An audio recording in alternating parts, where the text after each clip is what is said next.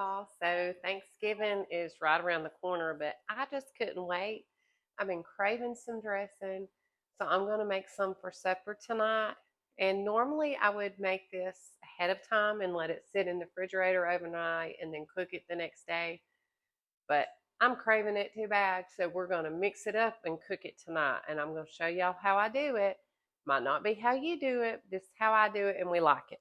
So I just took an onion and I just quartered it up, and I'm going to put it in my chopper, and I'm going to chop that up pretty fine. So this is how fine I have my onion. I like it really fine. Normally I would cook my own broth and I would just put the celery and onion in with the chicken. Like I said, this is just a craving. I didn't want to wait, so here we are. I took 2 stalks of celery. Now I'm going to do the same thing. I'm going to put it in my chopper. Next thing I'm going to do is I take a box of stovetop, and I would normally just use the chicken one, but I didn't have that. Like I said, this was just me on a whim, really, really wanting some, so I'm doing what I have. Things are a little different than my normal recipe, but it should still be good. This is just savory herbs. It should still taste good. So I put that in a bowl, and then I take some of my chicken broth and I pour over the top of it and just kind of let it soak a little. It's just going to soak up some of this chicken broth, get a little salt, just enough to kind of cover it, like that. Let it sit.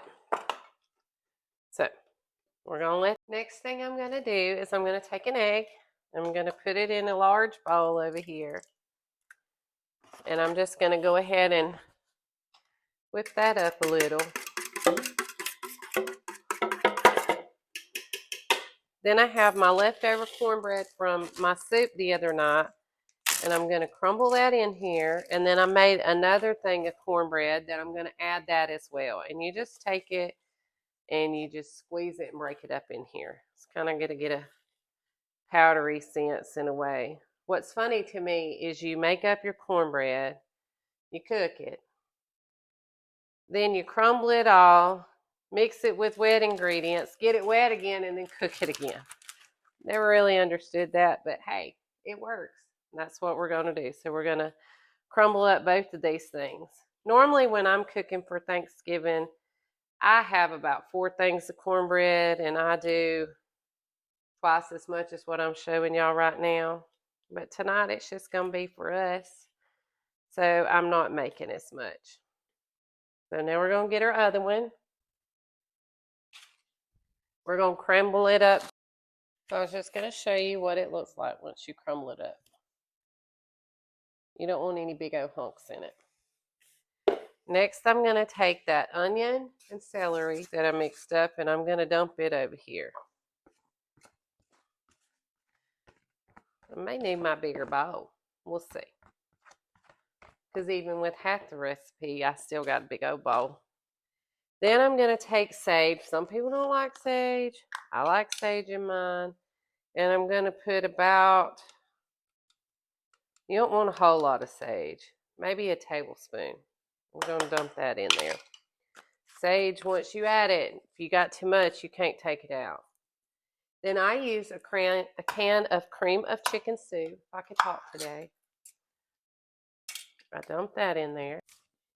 Next, I'm going to take my bowl of my stovetop stuffing, and I'm going to add it to the mix. Now I'm going to add the rest of this box of chicken broth. I may end up needing more. You want it pretty soupy. I'm not real sure. We're just going to add it and see what it looks like, and I'll let y'all know. And I take mine and I mix it with a hand mixer. It's just easier to me to get it mixed up how I want it with that hand mixer.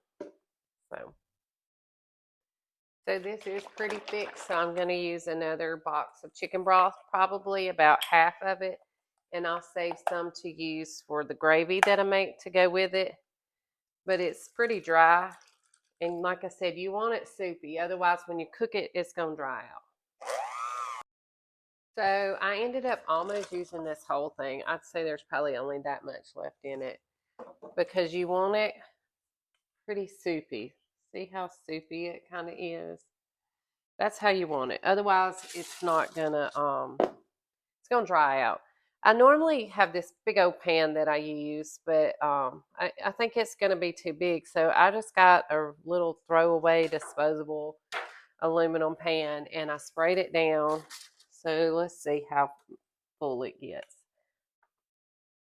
Yeah. I don't think we want it any fuller than that. So this might actually make 2 of them. We'll see.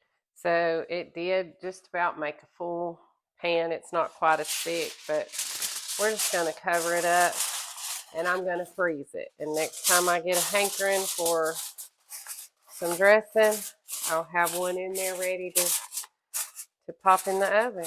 So there it is. So my oven is preheated to 350 degrees, and I'm going to pop that in there for about an hour. It'll kind of crackle across the top when it's done. So I'll check it at about 40 minutes just to see, but I'll let you know for sure how long it took.